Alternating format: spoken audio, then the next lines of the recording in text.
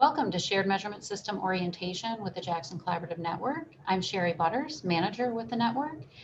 Our network is a collective impact network of more than 500 organizations and individuals working together to positively impact the success and well-being of Jackson County residents.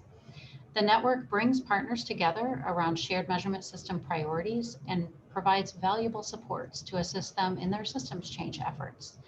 I'm going to turn it over to Alexa Burgai, who will do a quick run through of our shared measurement system. Hi, everyone. My name is Alexa Burgai, and I am the Data and Information Specialist for the Jackson Collaborative Network. And I'll be talking with you today about our shared measurement system framework. One function of the network is to assist members and partners to organize for greater impact on community level priorities. The issues and problems affecting our community are big and complex and cannot be solved by any one organization or individual. We need to harness the collective power of many partners to make an impact and create lasting change. This shared measurement system framework was developed following several years of work to identify disparities and understand root causes that are holding these disparities in place. This framework serves as a common agenda for systems change efforts in Jackson County. Shared measurement is a core element of an effective collective impact structure that helps to clarify our shared goals, creates accountability for change, organizes us for greater impact, and guides our strategy design. Back over to you, Sherry. Thank you. So network partners over the years have spent quite a bit of time analyzing data, gathering feedback and input from community members, and service delivery folks as well. And as a result of all of that data gathering and analysis, we were able to identify 14 root cause priorities or system change targets that are part of our shared measurement system.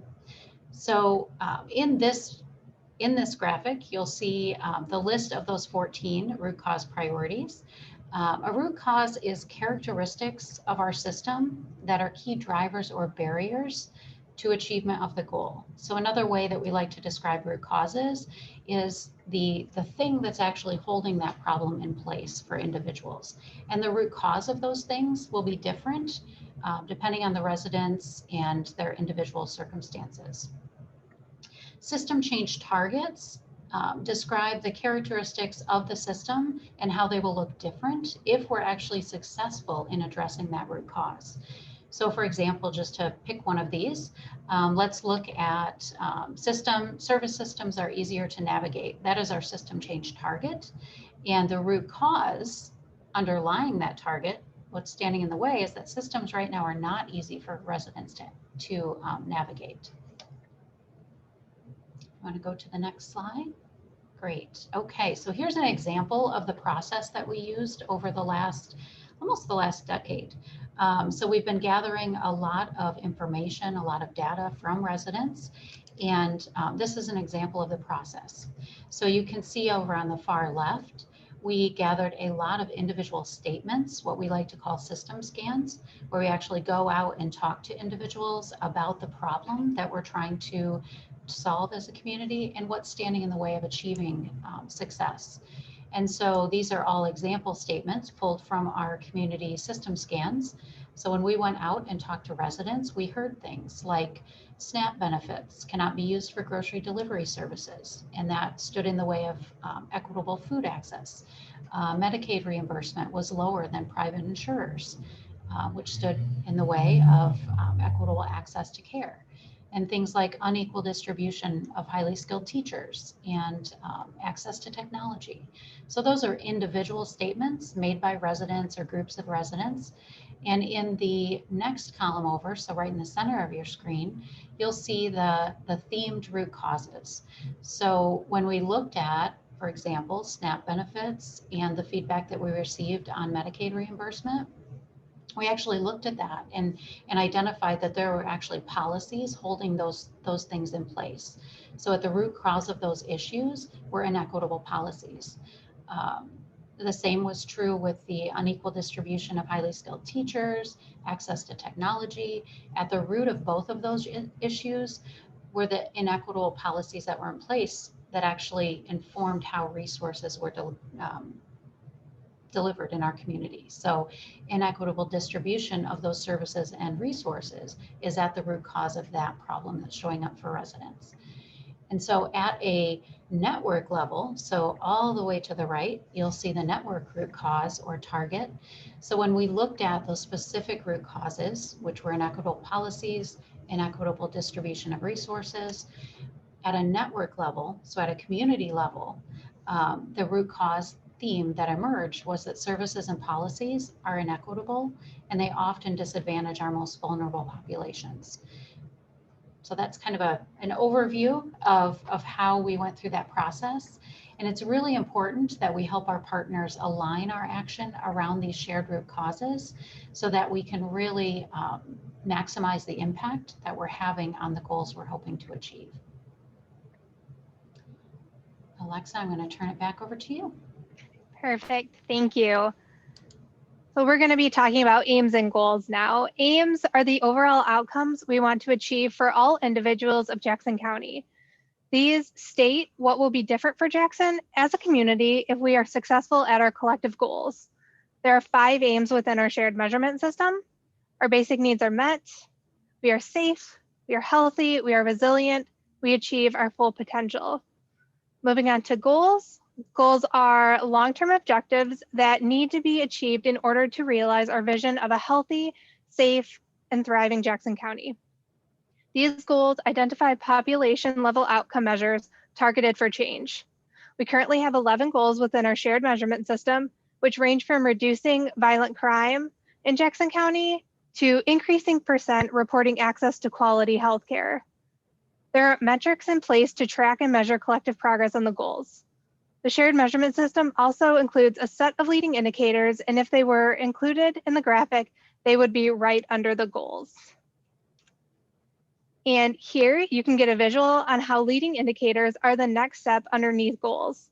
If we go further beneath the leading indicators, we get to the partner-led strategies, which address root causes of system issues within their organization and/or within the community. Jackson Collaborative Network provides several different supports to assist partners and members to identify and align their system change focused strategies. This includes one-on-one coaching, monthly learning convenings, and conversations. It's important to know that Jackson Collaborative Network is here to support you and you are not alone in this journey. And here's just a little more information on leading indicators. Leading indicators help to distinguish what areas we track progress for our shared goals. The goals within the shared measurement system are big and we might not be able to see change in them for quite some time. Leading indicators help us to understand if we are making any progress that is likely to result in achievement of the goal. This also allows us to make changes and course correct as needed to adapt to changing community conditions. From these leading indicators, we have specific metrics, which you can think of as actual data points that we can consistently track and measure over the years and gather trend data to see where Jackson County is and hope to see that we are moving in a positive direction.